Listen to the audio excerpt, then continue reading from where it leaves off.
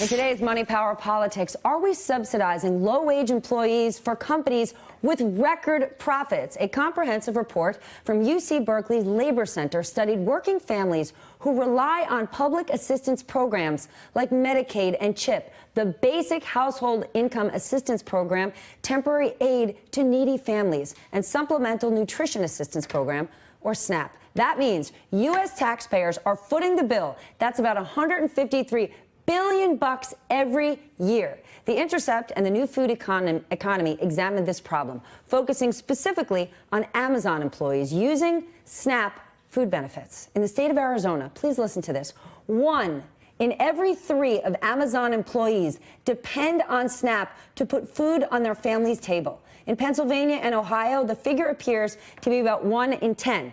The president, for his part, consistently picks fights with Amazon about their use of the U.S. Postal Service for deliveries and their dominance in the retail market, and even Jeff Bezos owning the Washington Post. But here's what makes no sense.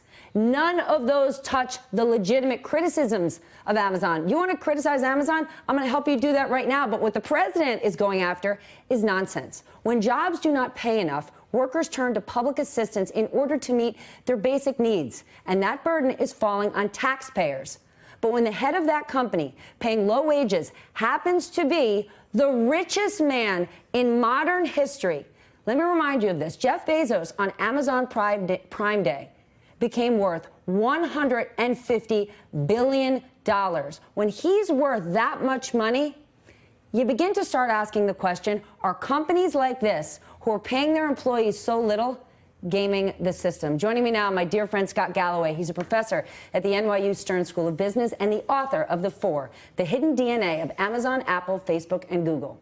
All right, Scott, let's get through this. We do not have a jobs problem in this country. We've got loads of jobs. We have a wage problem. Yeah. How are we going to fix this? If Amazon, theoretically one of the most successful companies on the planet, richest guy in the world, and he's got employees on food stamps. Yeah, you're right. It's never been easier to get a job, but it's never been harder to get a well-paying job. And we have an economy that's bifurcating into what could loosely be described as 350 million serfs serving 3 million lords.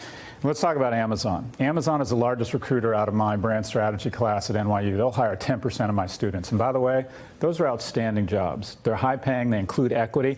Anyone who's had an equity award as part of their compensation at Amazon in the last 10 years, there's probably been a greater 50% likelihood that they're millionaires.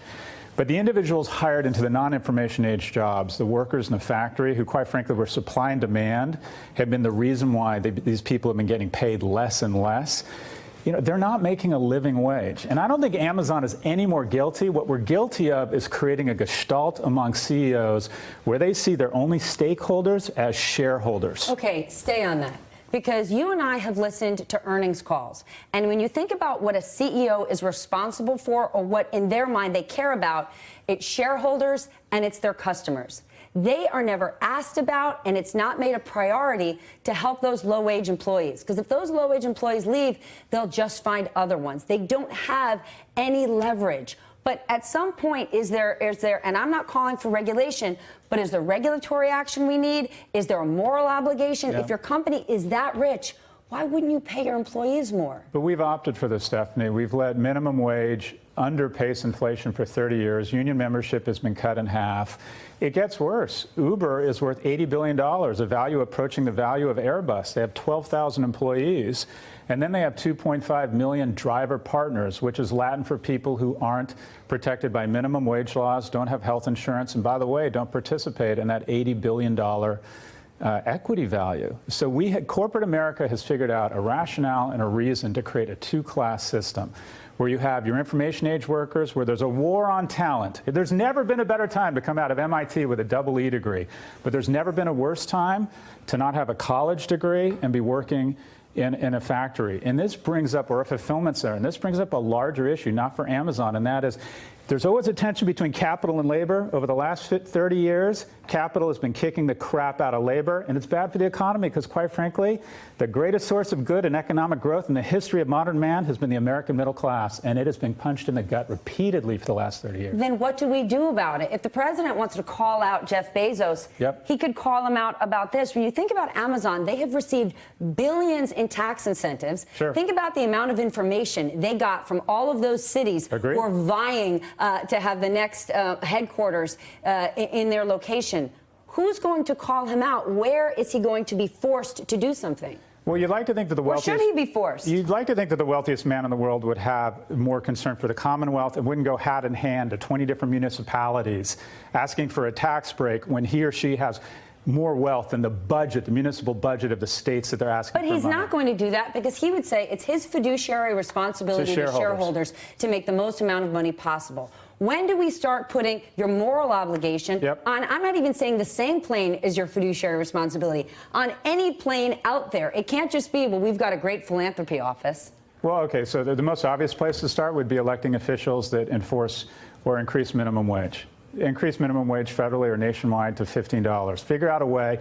You know, part of the American... So no company's going to do it unless they're forced to by the government? I think at the end of the day, people always find a reason, most CEOs, to increase earnings per share because that's where they get their compensation. Compensation drives behavior. Facebook, I mean, we're talking about big tech.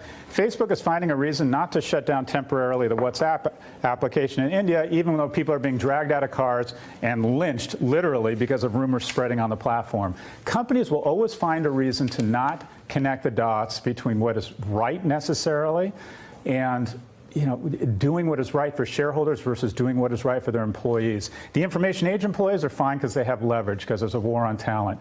But until we have stronger federal minimum wage laws, we elect people that see the value in dignity and work. The American experience is about freedom, liberty, but it's also, Stephanie, it's also about dignity and work. We are brave, we are generous people, and you know what else we do? We work. And when people work, they need to make a fair wage. But Scott, right now, this is being put in two categories. People say you're either a capitalist or a socialist, and that's not true. There is such a thing as conscious capitalism, and you see leaders like Mark Benioff leading the charge and running companies like Salesforce that kill it.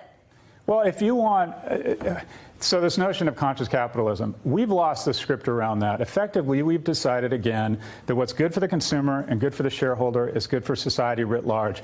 There's three entities here. There's consumers, there's shareholders, and there's workers. We have purposefully opted to treat the consumers like royalty, to treat shareholders like kings and queens, and the serfs are the workers. We have deprioritized work, the dignity and work in this, because organizations like this, organizations like the Wall Street Journal, organizations like the CNBC will talk all day about the highly publicized examples of a kid coming out of Harvard or not coming out of Harvard that makes billions of dollars. So everyone sees this example and thinks the economy is working. The economy isn't working. There are 24,000 people at Facebook, a market cap of $600 billion. There are 250,000 employees at auto companies with $50 billion in market cap. We have literally reshaped the economy to serve a small number of very talented and very lucky people. It's a lottery economy, and you know whose fault it is? It's our fault. We are electing people that will not raise minimum wage and have decided to deprioritize workers in the United States. The economy is working, but not for everyone. And remember, you don't want to raise minimum wage, you're going to pay for those people one way or another. They will need to be on federal assistance. Think about it. Jeff Bezos, I celebrate your entrepreneurship. I celebrate what an extraordinary business leader you are. But I ask you, if you're worth $150 billion, I sure hope your employees shouldn't need to be on federal assistance. Hey there, I'm Chris Hayes from MSNBC. Thanks for watching MSNBC on YouTube. If you want to keep up to date with the videos we're putting out, you can click subscribe just below me or click over on this list to see lots of other great videos.